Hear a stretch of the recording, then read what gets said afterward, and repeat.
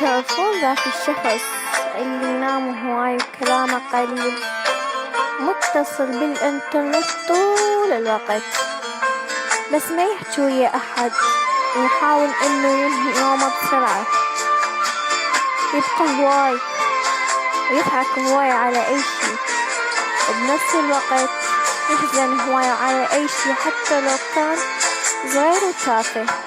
سامح بسرعة ويرضى بسهولة، يحب الوحدة ويسرح هواي.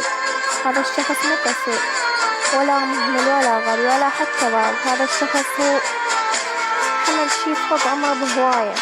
من كثر الخيبات والصدمات صار ميت الجسد حي الروح.